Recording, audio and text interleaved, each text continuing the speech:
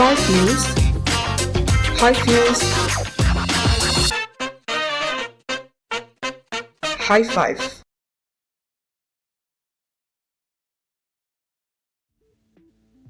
Hai sahabat Kompas.com, High Five kembali lagi dengan berita dan informasi terpopuler hari ini.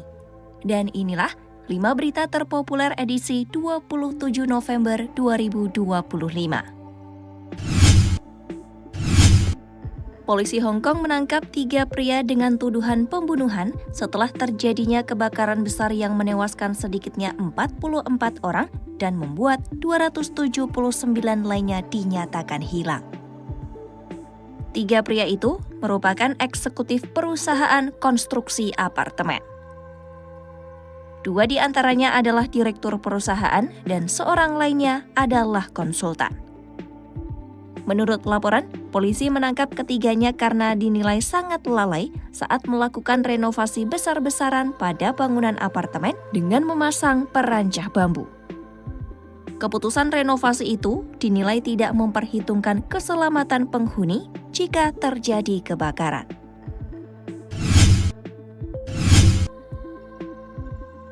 Sedikitnya, 13 orang dilaporkan tewas dalam insiden kebakaran yang melanda 7 gedung apartemen bertingkat di Kompleks Perumahan Hong Kong pada Rabu, 26 November 2025. Dari 13 korban itu, 9 diantaranya dinyatakan meninggal di lokasi kejadian, sementara 4 lainnya di rumah sakit. Sementara, 15 orang lainnya terluka, dan sekitar 700 orang telah dievakuasi ke tempat penampungan sementara. Kebakaran itu mulai terjadi pada sore dan setelah malam tiba. Menurut Dinas Pemadam Kebakaran Hong Kong, pihak berwenang menaikkan status alarm ke level 5, tingkat keparahan tertinggi merespon kebakaran tersebut. Hingga larut malam, api masih berkobar dan pihak berwenang mengatakan kondisi masih menantang bagi petugas pemadam kebakaran.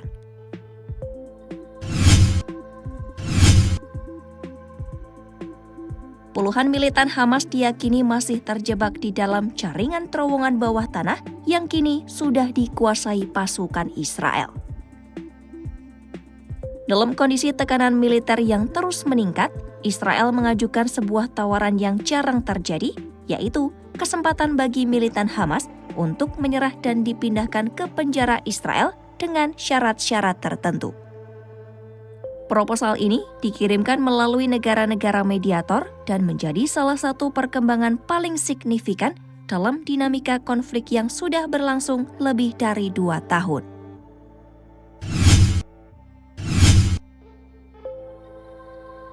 Ekonomi Jepang berada dalam tekanan dan kehilangan wisatawan serta pasar dari China dapat membuat fondasi goyah.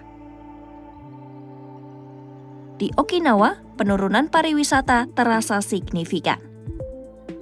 Pelabuhan feri, hotel, dan bisnis lokal mulai terpuruk setelah jumlah wisatawan Cina merosot tajam.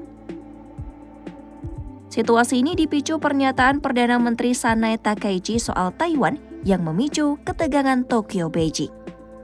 China langsung mengeluarkan peringatan perjalanan melarang warganya pergi ke Jepang. Maskapai-maskapai China menyusul memberikan refund dan penjadwalan ulang gratis untuk semua penerbangan ke Jepang. Hasilnya, sejak 15 November, lebih dari 540.000 tiket dibatalkan dan permintaan refund terus meningkat. Agen perjalanan di China juga menghentikan tur grup untuk November dan Desember. Hal ini membuat bisnis lokal di Jepang semakin tertekan. Situasi ini menegaskan Jepang sangat bergantung pada pasar China.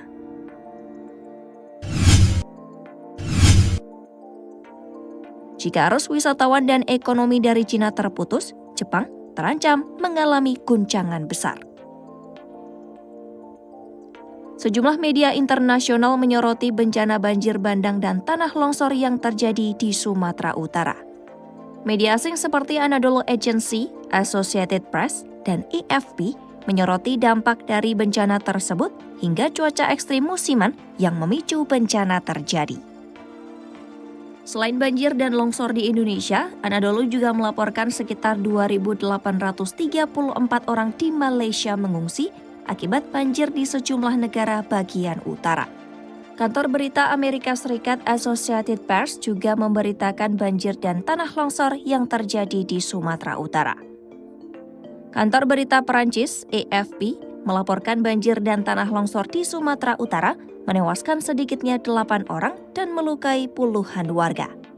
Cuaca ekstrim disebut melanda Sumatera Utara selama beberapa hari dan memicu banjir di wilayah Tapanuli Selatan sejak Senin. Itu tadi 5 berita paling populer hari ini. Kompas.com, jernih melihat dunia. 5 News, High Views, High Five.